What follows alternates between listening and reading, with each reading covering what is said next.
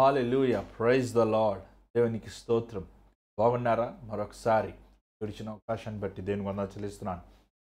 మరి ఈరోజు hour of ప్రే కార్యక్రమం ద్వారంగా దేవుడు మనతో ఏం మాట్లాడుతాడు? క్షమించండి. మరి సమయం ఆలస్యమైనప్పటికీ దేవుడు కృప చూపించి అవర్ ఆఫ్ ప్రే కార్యక్రమం కొనసాగిస్తున్నారు. మరి ఈ కార్యక్రమం అయ్యాక కొంతసేపు రాత్రి సమయంలో నేను కొంతమంది సోదరులు కలిసి దేవుని మందిరములో రాత్రి అంతా ప్రార్థించాలని తీర్మానం చేసుకున్నాం. సో దానికి ముందు కొన్ని పనులు ఉంటే ఆ పనులు ముగించుకొని మళ్ళీ ఇప్పటి నుంచి తెల్లవారుజాము వరకు దేవుని సన్నిధిలో సమయం గడపాలని ఆశిస్తున్నాం. మరి ఈ సమయంలో మీ ప్రార్థన అవసరతలు కూడా మీరు పంపించండి. మేము మీకోసం ప్రార్థిస్తున్న సిద్ధంగా ఉన్నాం. మరి స్క్రీన్ మీద కనబడుతున్న నెంబర్కి మీరు వాయిస్ మెయిల్ కానీ వాట్సాప్ కానీ పంపించండి. మేము ప్రార్థిస్తానికి సిద్ధంగా ఉన్నాం. మరి ఈరోజు ఒక ముఖ్యమైన అంశాన్ని మనం చూద్దాం. ఆల్రెడీ మీకు తెలిసినట్లు మనం యాకోబు గ్రంథం నుంచి ప్రతి రోజు ఒక అధ్యాయం కొన్ని వచనాలు తీసుకొని మనం ధ్యానిస్తున్నాం. మరి ఈరోజు యాకోబు గ్రంథం 2వ అధ్యాయం 14వ వచనం నుంచి 14వ వచనం నుంచి మనం ధ్యానిద్దాం. మరి దేవుడు ఏంటి మనతో మాట్లాడుతాడో మనం వెనక ముందు ప్రార్థన చేద్దాం. పరిశుద్ధమైన తండ్రి దయగల ప్రభువా, మరొకసారి నీ పాసనీలోకి వస్తున్నాం నాయన. చోట నన్ను మరుగుపరచు, సమయం ఆశీర్వదించిన అపవాది క్రియలు లయపరచు, సాతాను క్రియలు లయపరచు, సమస్తం నీ ఆధీనంలో ఉంచుకో ప్రభు. నన్ను సిలువ చోట మరుగుపరిచి నీ పిల్లలతో నీ విలువైన మాటలు ఈ సమయం చేయమని ఆలస్యమైనప్పటికీ నీ కృపను మా పట్ల చూపుతాం. ఈ కార్యక్రమంలో నేను కొనసాగించే శక్తిని బలమును దయచేయండి. చిత్త ప్రకారము లోబడుతుండగా నీ దీవెను మాకు దయచేయమని యేసునామములో అడుగుచున్నాం తండ్రి. మెయిన్ మరి యాకోబు గ్రంథం 2వ అధ్యాయం 14వ వచనం నుంచి చదువుదాం. ఈ బైబిల్ కూడా మీరు తెరవండి, మాతో పాటు కలిసి చదవండి. నా సహోదరులారా, క్రియలు లేనప్పుడు ఎవడైనను తనకు విశ్వాసము కలదని చెప్పిన ఎడల ఏమి ప్రయోజనము? అట్టి విశ్వాసం అతని రక్షింపగలదా? సహోదరుడైనను సహోదరి అయినను దిగంబరులై ఆనాటికి భోజనము లేక ఉన్నప్పుడు మీలో ఎవడైనను శరీరముకు కావలసిన వాటికి ఇయ్యక సమాధానముగా వెళ్ళుడి, చలి కాచుకొనుడి, తృప్తి పొందినని చెప్పినడలా ఏమి ప్రయోజనము? అలాగే విశ్వాసము క్రియలేనిదై అట్టి ఒంటిగా ఉండి మృతమైనదగును. అయితే ఒకడు, నీకు విశ్వాసం ఉన్నది, నాకు క్రియలు ఉన్నవి, క్రియలు లేకుండా నీ విశ్వాసము నాకు కనపరచుము, నేను నా క్రియల చేత నా విశ్వాసము నీకు కనపడుతానని చెప్పాను. చాలు. ఇక్కడ మనం ఒక విశ్వాసం గురించి యాకోబు బోధిస్తూ మనం చూస్తున్నాం. ముఖ్యంగా విశ్వాసం అంటే చాలామంది ఏమనుకుంటున్నారంటే, నేను దేవుని విశ్వసిస్తున్నానండి, దేవుని నమ్ముతున్నాను, దేవుని యందు నేను నమ్మకం ఉంచుతున్నాను అనే మాటలు మనం వింటుంటాం. మన విశ్వాసం గురించి హెబ్రీ రాసిన పత్రిక 11వ అధ్యాయంలో మనం చూస్తున్నాం. దావీదు, అబ్రహాం గురించి మనం చూస్తున్నాం. మరలా మనము పౌలు దీని గురించి బోధిస్తూ మనం చూస్తున్నాం. పౌలు అంటాడు కదండి, మనం క్రియల ద్వారంగా కాదు కానీ యేసు ప్రభు కనికరము ద్వారంగా, లేకపోతే ప్రభు యందు విశ్వాసం ద్వారా మనం రక్షించబడ్డాం. బట్ మన బైబిల్ జాగ్రత్త చదువుతానండి, పౌలు చెప్పిన మాటలకి యాకోబు చెప్పిన మాటలకి ఎలాంటి వ్యత్యాసం లేదు. ఒక మాట చెప్పాలంటే, పౌలు గారు ఒక పారాగ్రాఫ్ రాస్తే ఒక ఎస్సేలో 2వ పారాగ్రాఫ్ కంటిన్యూషన్ రాశారు. ఏమండి, చాలాసార్లు చాలామంది బైబిల్ని ఎలా చదువుతారంటే, వారికి వచ్చినములు మాత్రం చదువుకొని మాత్రం ధ్యానిస్తుంటారు. బైబిల్ మనము క్రమముగా చదివినప్పుడు, కనీసం ఒక 2-3 సార్లు మన బైబిల్ క్రమంగా చదివినప్పుడు మనకు అర్థమవుతుంది సారమంతా. అంటే మన పజిల్ గేమ్ ఆడతారండి, పిల్లలు ఆడుతుంటారు చూస్తారండి. కొన్నిసార్లు అక్కడ ఒక బొమ్మ ఉంటుంది, ఆ బొమ్మని ఈ పజిల్ ఆ ముక్కలన్నీ తీసి వారు కలిపి పెట్టాలి. దేవుని వాక్యం కూడా అంతే. అది ఒక్కొక్క ప్రభు మాట్లాడిన మాటలు మనం చదివినప్పుడు, అంతా మనం గ్రహించినప్పుడు, దానిని మరలా మనం ధ్యానించి దేవుని సన్నిధిలో కనిపెట్టినప్పుడు దాంట్లో ఉన్న సారం మనకు అర్థమవుతుంది. ఇక్కడ యాకోబు ఒక చాలా చక్కని మాట అంటున్నాడు, మీరు విశ్వాసం ఉందంటున్నారు కానీ మీలో క్రియలు లేవు. యాకోబు వాక్యమును బోధించే సమయంలో యెరూషలేములో దేవుని బిడ్డలైన వారు, సంఘంలో ఆది సంఘం వారు ఎంతోమంది కరువులో ఉన్నారు, ఎంతోమంది కష్టములో ఉన్నారు, ఎంతమంది బాధలో ఉన్నారు. కానీ వేరే వేరే సంఘ ప్రాంతముల్లో మనం చూసినట్లయితే పరిచర్య విస్తరించినప్పుడు సేవ ఆ, అనేక ప్రాంతాలకు వెళ్ళినప్పుడు ఆది సంఘములో ఉన్న యెరూషలేము సంఘములో ఉన్న విధవరాలను కానీ యెరూషలేము సంఘంలో ఉన్న కరువు ద్వారంగా బాధపడిన వారి గురించి వారు ఆలోచిస్తాం కానీ లేకపోతే వారి గురించి వారికి సహాయం చేయాలని ఆశ కానీ వాంఛ కానీ లేదు. అంత మాత్రమే కాదు, అది వదిలిపెట్టి వారు ఏం చేస్తున్నారంటే వారు ప్రార్థన చేస్తున్నారు. ఏమని ప్రార్థన చేస్తున్నారు? దేవా నువ్వు సహాయం చేయి, దేవా నువ్వు వారిని ఆదుకో, మేము నమ్ముతున్నాము, నువ్వు ఈ కరువుని తీసివేయగలవు, వీరిని నువ్వు దీవించగలవు, ఈ సంఘంలో ఉన్న ఆశీర్వదించగలవు అనే మాటలతో వారు ప్రార్థిస్తున్నారు. దానికి ప్రతికూలంగా యాకోబు దేవుని వాక్యములు పరిశుద్ధాత్మ ద్వారా నింపబడి ప్రభు మాటలు వారికి బోధిస్తున్నట్లు మనం చూడగలుగుతున్నాం. విశ్వాసము ఎక్కడ విశ్వాసం ఉంటుందో ప్రభు పట్ల అక్కడ క్రియలు కనబడతాయి. నేను దేవుని నమ్ముతున్నాను, నేను దేవుని విశ్వసిస్తున్నాను, దేవుడు యేసు ప్రభు దేవుని కుమారుడు, ఆయన సర్వశక్తుడు, సర్వబలముతో ఉన్నవాడు, సర్వాధికారం కలిగినవాడు అని చాలామంది ఈరోజు చెప్తున్నారు. యేసుప్రభు నా రక్షకుడిగా అంగీకరిస్తున్నానని చెప్తున్నారు, యేసుప్రభుకు నా హృదయం ఇస్తున్నానని చెప్తున్నారు. కానీ వారి జీవితంలో నిజమైన ప్రభువులో ఉన్న శక్తిని, మాధుర్యాన్ని, ప్రభువులో ఉన్న సంపూర్ణమైన దీవెనని, ప్రభువులో ఉన్న సంపూర్ణమైన కృపను వారు పొందుకోలేకపోతున్నారు. కారణం ఏంటంటే వారి క్రియలు, వారి నమ్మిన విషయములు వ్యత్యాసముగా ఉంటాం. చూడండి, మనం నిజంగా దేవుని ప్రేమించే వారమైతే మన క్రియలు దేవుని రాజ్యమును అభివృద్ధిపరిచేలాగా లేకపోతే ప్రభువుని మహిమపరిచే రీతిగా ఉంటాయి. ఉదాహరణ, కానుకలు తీసుకుందాం. సంఘములో మనం కానుకలు వేయాల్సి వచ్చినప్పుడు చాలామంది ప్రభువుకి పనికిరానివి, ఎందుకు ఉపయోగలేనివి వేస్తుంటారు. కొంతమంది 10% దశంభాగం వేస్తాను కూడా అపనమ్మకమైన వారుగా ఉంటారు. మనం పన్ను కట్టాల్సి వచ్చినప్పుడు అక్కడ ఏముంటుంది చెప్పండి? ఇంత % కట్టాలి అని రాయబడి ఉంటుంది. కానీ ప్రభుకి ఇచ్చినప్పుడు 100 ప్రశ్నలు వేస్తుంటారు వారు. అదే వారి స్వార్థానికి ఖర్చు పెట్టుకుంటున్నప్పుడు, వారి కోసం ఖర్చు పెట్టుకున్నప్పుడు వారు అలాంటి విషయంలో లెక్కలు వేసుకోరు. కారణం ఏంటి? ఎందుకు వారు లెక్కలు వేసుకోరు? ఎందుకు వారి జీవితంలో వారు దేవునికి విషయంలో నమ్మకముగా ఉండరు? ఎందుకు తెలుసా అండి? వారు క్రియలు, వారి విశ్వాసము మ్యాచ్ అవ్వదు. వారు అంటారు, ప్రభు దగ్గర వస్తారు, ప్రభు రాజ్యానికి వచ్చి ప్రభు దగ్గర ఉంటారు, ప్రభా నా జీవితంను అభివృద్ధిపరచు, నాకు ప్రమోషన్ దయచేయి, నాకు ఉద్యోగం దయచేయి, నాకు ఇల్లు దయచేయి అంటారు. కానీ దేవునికి ఇచ్చే విషయంలో వారు వెనకాడుతుంటారు. దేవుడు ఇచ్చినవి కదా మనం తిరిగి దేవునికి ఇస్తుంటున్నాం. ఈరోజు సంఘముల్లో ఎందుకు దరిద్రత, ఎందుకు సంఘముల్లో కొరత, ఎందుకు మందిరముల్లో సేవకులు సేవ చేయకుండా వ్యాపారం చేసుకోవాల్సి వస్తుంది? వారు ఇవ్వాల్సినప్పుడు ఇవ్వకుండా ఆలోచించే విధానం బట్టి వాళ్ళు దేవుని నమ్మరండి. దేవుడు నాకు ఇస్తాడు, మన కానుకలు ప్రభుకి ఇచ్చినప్పుడు ఆయన పరలోక తలుపులు పట్టజాలం విస్తారమైంది కొమ్మరిస్తాడు అనే విశ్వాసము వారికి లేదు. దేవుడు ఇస్తాడు నమ్మకం ఉంటుంది, కానీ వారు మందిరములకు వెళ్ళి ఆ కానుకల్ని సమర్పించేది అనేది వారిలో మనము చూడలేకపోతున్నాం. కారణం ఏంటంటే వారు ప్రభువుని నమ్మరు. చాలామంది ఎలా నమ్ముతారంటే ప్రభువుని, గెరాసీనులో ఒక దయ్యం పట్టినవాడు ఉన్నాడండి. యేసు ప్రభుని చూసినంటే ఏమంటాడంటే చూద్దాం, మహోన్నతుడైన దేవుని కుమారుడా నాతో నీకేం పని?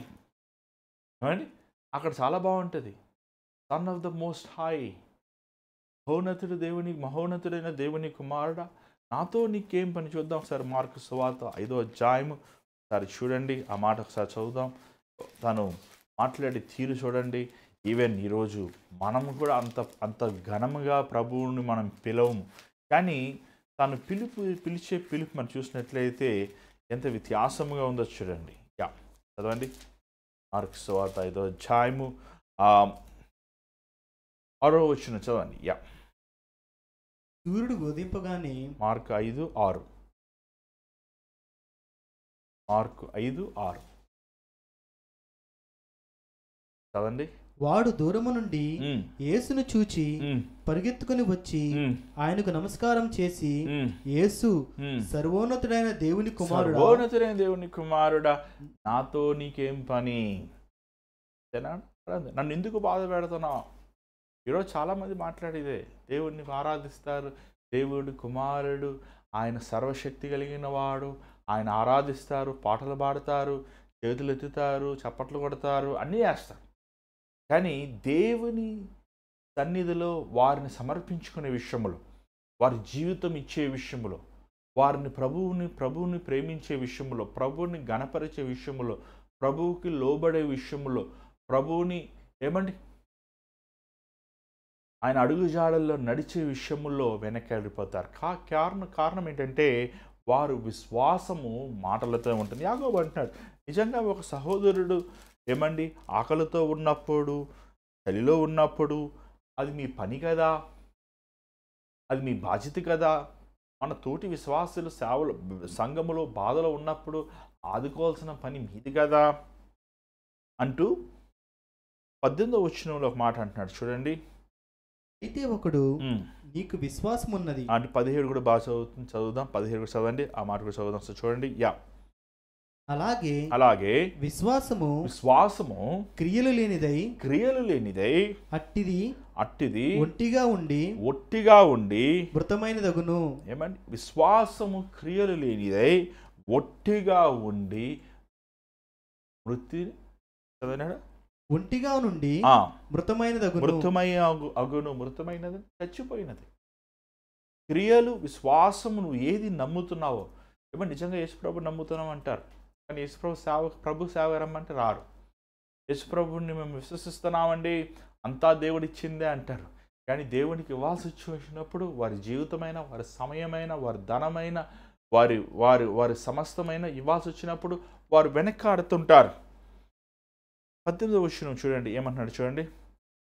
అయితే ఒకడు నీకు విశ్వాసం ఉన్నది, నాకు క్రియలున్నవి, క్రియలు లేకుండా నీ విశ్వాసము నాకు కనపరచుము, నేను నా క్రియల చేత నా విశ్వాసము నీకు కనపడుతానని చెప్పాను. ఏమంటే ఒకడు విశ్వాసం ఉన్నదంటాడు, ఇంకోటి క్రియలు ఉన్నదంటాడు. చూడండి, విశ్వాసం ఉన్నప్పుడు నీకు క్రియలు ఉండాలి. విశ్వాసం ఉన్నప్పుడు నీకు క్రియలు లేకపోతే అది విశ్వాసము సరైన విశ్వాసం కాదు. ఏమండి అంటే ఈ మాట చెప్తూ కొంచెం ముందుకు వెళ్దాం. 20వ వచనం చదవండి. వ్యర్థుడా క్రియలు లేని విశ్వాసము నిష్ఫలమైనది. This is very important word. ఈరోజు దేవుడు మన దగ్గర ఎదురు చూసేది ఏంటి తెలుసా అండి? క్రియలు, ఆత్మ ఫలము ఏమనగా ప్రేమ, సహనం, ఓర్పు, ఆశా నిగ్రహము, దయాళత్వం, ఏమండి దోషము. ఈ గుణగుణాలు నీలో ఉన్నాయా? ఈ గుణగుణాలు పెట్టుకుని నువ్వు ఏం చేస్తున్నావు? క్రీస్తుని నువ్వు చాడుతున్నావా? క్రీస్తుని ఇతరులకి నువ్వు ఏమండి ప్రకటిస్తున్నావా? నువ్వు లోకానికి వెలుగ్గా ఉన్నావా? క్రియలు లేని వాసము నిష్ప్రయోజనము. క్రియలు లేని విశ్వాసము అంటూ ఇద్దరు ఉదాహరణలు మనం చూస్తున్నాం. మొదట అబ్రహాంను చూస్తున్నాం, రెండోది రాహాబును చూస్తున్నాం. అబ్రహాం విషయం చదువుదాం. 21 చూడండి ఒకసారి. మన పితృడైన అబ్రహాము తన కుమారుడైన ఇస్సాకును బలిపీఠము మీద అర్పించినప్పుడు అతడు క్రియల వలన నీతిమంతుడని తీర్పు పొందలేదా? విశ్వాసం అతని క్రియలతో కూడి కార్యసిద్ధి కలగజేయననియు క్రియల మూలముగా అతని విశ్వాసము పరిపూర్ణమదనియు గ్రహించుచున్నావు కదా. కాబట్టి అబ్రహాము దేవుని నమ్మెను, అది అతనికి నీతిగా ఎంచబడెను. వెరీ ఇంపార్టెంట్ అండి. దేవుడు అంటాడు, ఏకైకైన కుమారుని 25 సంవత్సరముల తర్వాత దేవుడు ఒక బిడ్డనిచ్చాడు, వాగ్దాన పుత్రుడిని. ఆ వృద్ధాప్యములో వారికి ఆనందాన్ని కలుగు చేశాడు, నవ్వుని కలుగు చేశాడు, ఇస్సాకు ఎంతో సంతోషం కలుగు చేశాడు. అని ఒక దినం అంటాడు దేవుడు, ఇక నీ కుమారుడు నాకు బలి ఇవ్వన్నప్పుడు మొరై పర్వతం మీద ఏమండి ఆ కొండపైకి వెళ్తారు, వారు ఇద్దరు వెళ్తారు, కట్టెలు ఉన్నాయి, నిప్పు ఉంది, గొర్రెపిల్ల లేదని అడుగుతాడు ఇస్సాకు. అబ్రహాం అంటాడు దేవుడు చూసు. కానీ అక్కడికి వెళ్ళాక తెలిసిన సంగతి ఏంటంటే తన సొంత కుమారుని, ఏకైక కుమారుని 2 చేతులు కట్టి 2 కాళ్ళు కట్టి ఆ బలిపీఠం మీద పడుకుని పెట్టి తన కత్తిని ఎత్తినప్పుడు దేవుడు ఆపుతాడు. దేవునికి భయపడుతున్నావు అబ్రహాం, నువ్వు నాకు భయపడుతున్నావు అని నేను చూస్తున్నాను. చూసినట్లయితే తను దేవుని దృష్టిలో ఇచ్చేసినట్లే, ఇస్సాకుని దేవునికి బలిచ్చేసినట్టే. తను లోబడ్డాడు, తన క్రియలు లోబడ్డాడు, దేవుని యందు విశ్వాసం ఉందని కాబట్టి తన సొంత జనము, తన సొంత ప్రాంతంని, తన సొంత ఊరిని, తన సొంత ఏమంటే సమస్తమును వదిలిపెట్టుకొని దేవుడు చూపించే స్థలాన్ని బయలుదేరాడు. వెళ్తున్నాడో తెలియదు, కానీ వెళ్ళాడు, లోబడ్డాడు.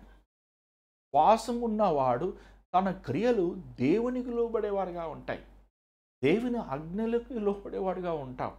ఒకవేళ నువ్వు అలా లోబడతలేదంటే నేను విశ్వాసిని అని చెప్పుకుంటాం వల్ల ప్రయోజనం. అబ్రహాము దేవుని యందు నమ్మకము ద్వారా, దేవుని యందు విశ్వాసము ద్వారా తను నీతిమంతుడు అని పిలువబడుతున్నాడు, దేవుని స్నేహితుడు అని పిలువబడతాం మనం చూస్తున్నాం. అబ్రహాము కాలంలో ఇంకా యేసుప్రభు మరణించలేదు, శిలువలో ప్రాయశ్చిత్త బలి చేయలేదు, ఇంకా రక్తము పాపముకి పరిహారం చేయలేదు. కానీ తన విధేయత ద్వారా తాను సమర్పించుకున్న వాళ్ళ దేవుని మాటకి 100% లోబడటం ద్వారా తాను నీతివంతుడుగా దేవుని దృష్టిలోకి ఎంత గొప్ప శ్లాఘ, ఎంత గొప్ప ధన్యత దేవుడు ఇచ్చాడండి. ఈరోజు ఎంతమంది మనం లోబడుతున్నాం, మనం బైబిల్ చదువుతున్నాం, బైబిల్ వాక్యం వింటున్నాం, కానీ మన క్రియలు మన విశ్వాసానికి పోలికలు లేవు కదా. మనం వాక్యం చదువుతున్నాం అబద్ధం ఆడద్దని, కానీ మనం అబద్ధం ఆడుతున్నాం కదా. ఏమంటే వాక్యం చదువుతున్నాం మనం పరిశుద్ధంగా బ్రతకాలని, కానీ పరిశుద్ధత లేని వారుగా మనం బ్రతుకుతున్నాం కదా.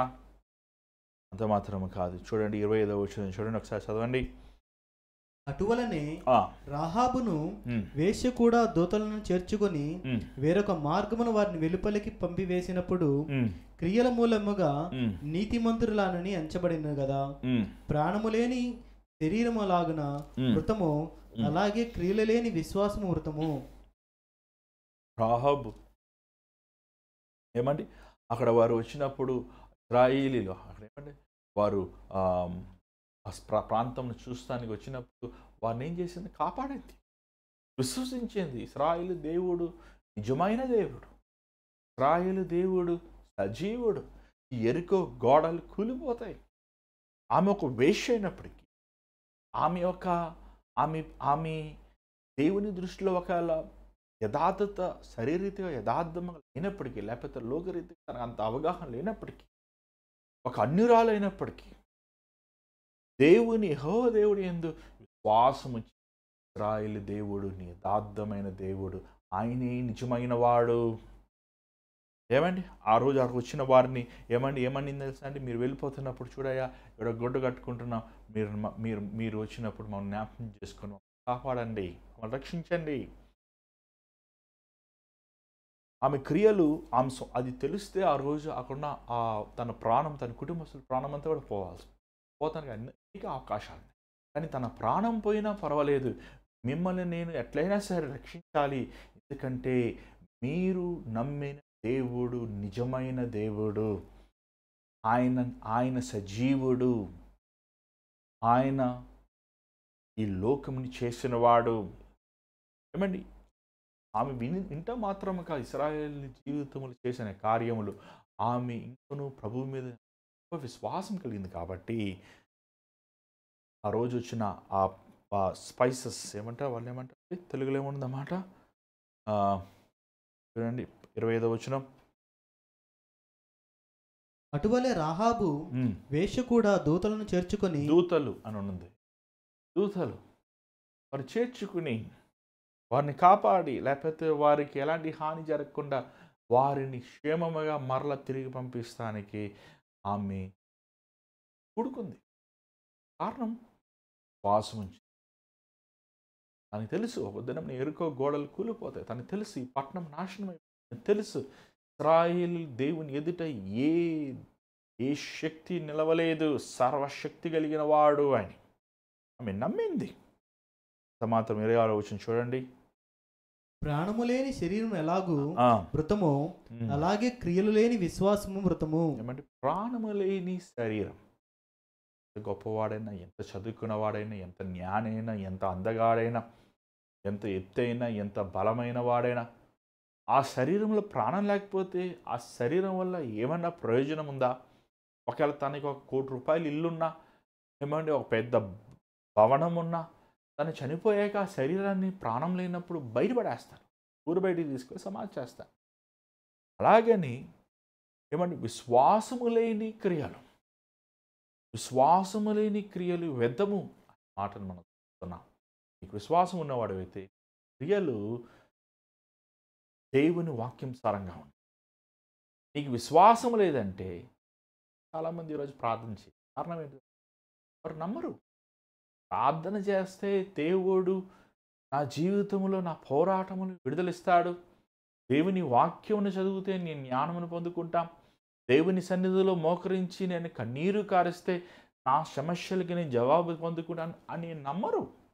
ఇంకోటి నమ్ముతారు. కావాలంటే మాలాంటి బోధకులు కావాలంటే ఏమండి ప్రార్థన వారాలు పంపిస్తాం, మా బోధకులు కావాలంటే మా సమస్యలు మేము చెప్పుకుంటాం.